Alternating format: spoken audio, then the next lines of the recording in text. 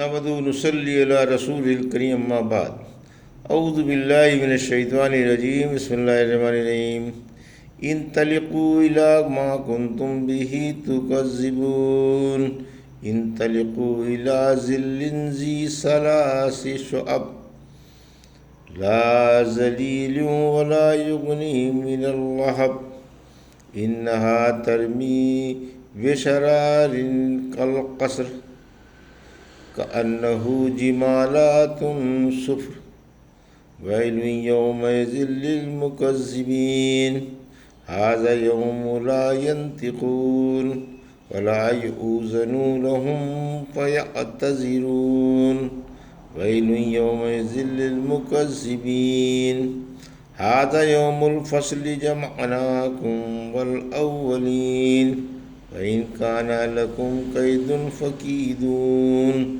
ويل يومئذ للمكذبين إن المتقين في ظلال وعيون وفواكه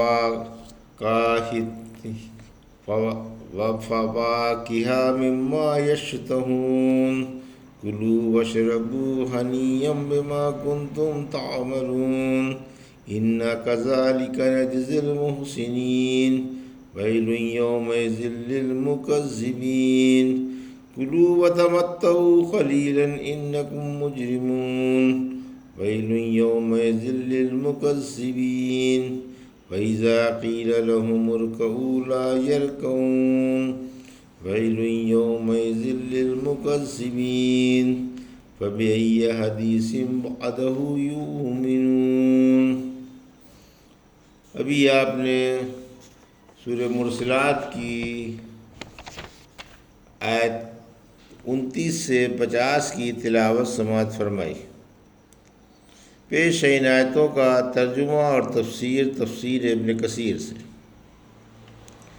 انطلقوا الی ما کنتم بہ تکذبون، آیت 29۔ انطلقوا الی ظل ذی ثلاث شعب، آیت 30۔ لا ذلیل ولا یغنی من اللہب، آیت 31۔ انہا ترمی بشرار کالقصر، آیت 32۔ کأنہ جمالات صفر، آیت 33۔ ویل یومئذ للمکذبین، آیت 34۔ ھذا یوم لا ینطقون، آیت 35۔ ولا یؤذن لهم فیعتذرون، آیت 36۔ ویل یومئذ للمکذبین، آیت 37۔ ھذا یوم الفصل جمعناکم والاولین، آیت 38۔ فإن کان لکم کید فکیدون، آیت 39۔ ویل یومئذ للمکذبین، آیت 40۔ ترجمہ: اس جہنم کی طرف جاؤ جسے تم مانا نہیں کرتے تھے، 3 شاخوں والے سائے کی طرف جاؤ جس میں نہ سایہ ہوگا اور نہ وہ شعلوں سے بچائے گا۔ یاد رکھو وہ دوزخ قلعے کی مانند بڑے بڑے انگارے اگل رہی ہوگی، جیسے زرد اونٹ ہوتے ہیں۔ اس دن جھٹلانے والوں کی مٹی بڑی پلید ہوگی۔ یہ ان کے نہ بولنے کا دن ہے اور نہ انہیں عذر پیش کرنے کی اجازت دی جائے گی۔ اس دن جھٹلانے والوں کی مٹی بڑی پلید ہوگی۔ یہ فیصلے والا دن ہے۔ ہم نے تمہیں اور پہلوں کو جمع کر لیا ہے۔ اگر تم مجھ سے کوئی چالاکی کر سکتے ہو تو کرو۔ اس دن جھٹلانے والوں کی مٹی بڑی پلید ہوگی۔ یہ تھا ترجمہ سورہ مرسلات کی آیت 29 سے 40 کا تفسیر۔ آیت 29-30۔ قیامت کے نہ ماننے والوں کا انجام۔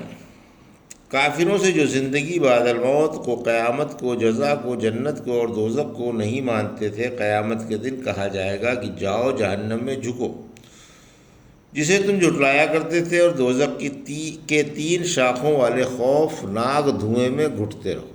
جب جہنم کی آگ کے شعلے بھڑکیں گے اور ان کے ساتھ ساتھ دھواں بھی ہوگا تو یہ شعلے اپنی کثرت اور شدت کی وجہ سے اوپر اٹھ کر 3 حصوں میں بٹ جائیں گے، اور ان کے ساتھ ساتھ دھواں بھی اوپر کو چڑھے گا جس سے نیچے کی طرف سایہ معلوم ہوگا، لیکن حقیقت میں وہ سایہ نہ ہوگا کہ انسان اس میں آرام سے بیٹھ جائے، اور آگ کی گرمی سے محفوظ ہو کر ٹھنڈک محسوس کرے، بلکہ اللہ کا عذاب ہوگا۔ جہنم کی آگ کی تپش الگ سے بلائے گی اور دھواں الگ دم گھونٹ رہا ہوگا۔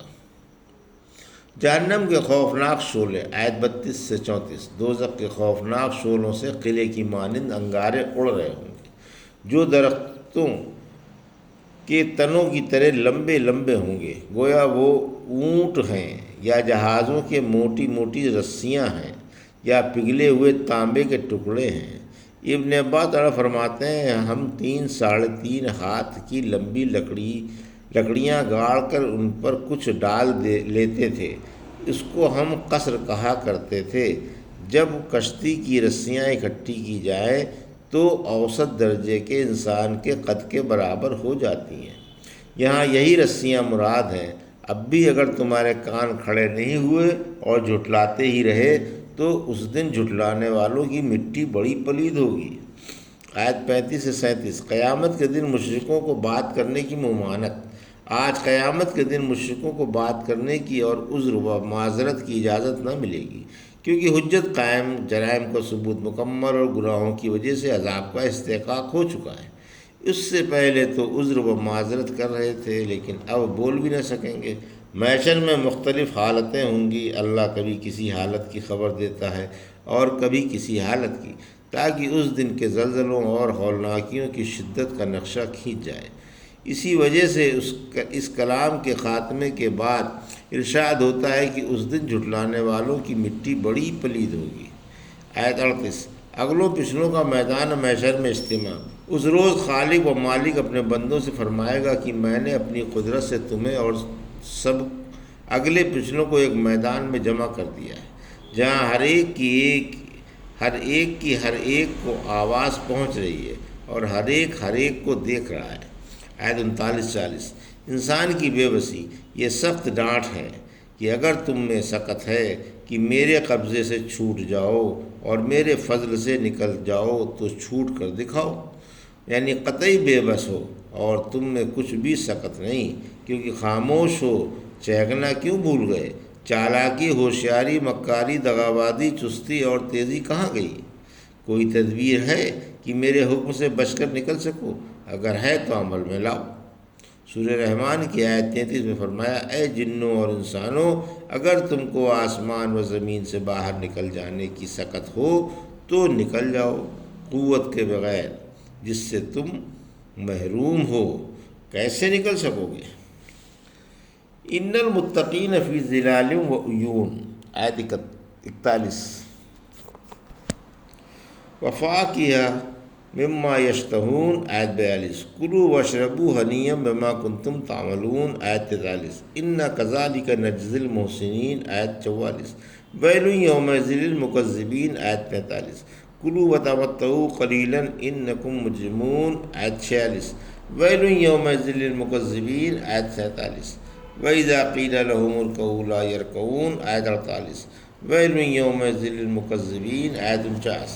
فَبِأَيِّ حَدِيثٍ بَعْدَهُ يُؤْمِنُونَ، آیت 50۔ ترجمہ: یقیناً پرہیزگار چھاؤں میں اور چشموں پر ہوں گے اور ان پھلوں کے پاس ہوں گے جن کی انہیں خواہش ہوگی۔ اے جنت والو، مزے سے اپنے عملوں کے بدلے کھاؤ پیو، بلا شبہ ہم اسی طرح مخلصوں کو بدلہ دیتے ہیں۔ اس دن جھٹلانے والوں کی مٹی بڑی پلید ہوگی۔ تھوڑا سا کھا پی لو اور فائدہ اٹھا لو، بے شک تم مجرم ہو۔ اس دن جھٹلانے والوں کی مٹی بڑی پلید ہوگی، اور جب ان سے کہا جاتا ہے کہ یہ رکوع کرو تو رکوع نہیں کرتے۔ اس دن جھٹلانے والوں کی مٹی بڑی پلید ہوگی۔ یہ قرآن کے بعد کس بات پر ایمان لائیں گے؟ یہ تھا ترجمہ آیت 41 سے 50 کا تفسیر۔ پرہیزگاروں کا بیان، آیت 41۔ پرہیزگاروں کا بیان ہے جو دنیا میں فرائض ادا کرتے رہے اور حرام سے بچتے رہے کہ وہ قیامت کے روز جنت کے سدا بہار باغوں میں رہیں گے، جہاں نہریں جاری ہوں گی، جبکہ نافرمان گنہگار سخت سیاہ اور بدبودار دھوئیں میں گھٹ رہے ہوں گے۔ آیت 42۔ جنت میں میووں کی ارزانی اور پھلوں کی فراوانی ہوگی، جس قسم کے پھل کی خواہش ہوگی وہی موجود ہوگا۔ آیت 43۔ احسان کے طور پر کہا جائے گا کہ یہ تمہارے عملوں کا صلہ ہے، مزے سے کھاؤ پیو، جنت کی بہاریں مبارک ہوں۔ آیت 44۔ اپنے مخلص بندوں کو اسی طرح بہترین و عمدہ بدلہ دیتے ہیں۔ آیت 45، آج جھٹلانے والوں کی مٹی بڑی پلید ہوگی۔ آیت 46 47، منکر قیامت کے لیے ڈراوا۔ قیامت اور زندگی بعد الموت کے منکروں کو ڈرایا جا رہا ہے کہ اچھا تم دنیا میں کچھ اور تھوڑا بہت کھا پی لو اور کچھ چیزیں اور برتا لو، چند دنوں کے بعد موت آ جائے گی، جاؤ گے مجرم ہی بن کر۔ دنیا کی ساری لذتیں دنیا ہی میں ختم ہو جائیں گی اور آنکھ بند ہوتے ہی آخرت کے عذاب شروع ہو جائیں گے۔ اس دن جھٹلانے والوں کی مٹی بڑی پلید ہوگی۔ آیت 48، نماز سے انکار۔ جب ان نادانوں سے کہا جاتا ہے کہ آؤ رب کے سامنے جھک جاؤ اور نمازیوں کے ساتھ جماعت سے نماز پڑھ لو، تو مجال ہے کہ جھک جائیں اور جماعت سے نماز پڑھنے۔ یہ نمازیوں کو اور نماز کو حقارت سے دیکھتے ہیں اور غرور سے انکار کر دیتے ہیں۔ آیت 49، ان جھٹلانے والوں کی اس دن مٹی بڑی پلید ہوگی۔ آیت 50، جب یہ قرآن پر ایمان نہیں لاتے تو پھر کس کلام پر ایمان لائیں گے؟ سورہ جاثیہ کی آیت 6 میں فرمایا، پھر یہ لوگ اللہ کے اور اس کی آیتوں کے بعد کس بات پر ایمان لائیں گے؟ یہ تھا سورہ مرسلات کی آیت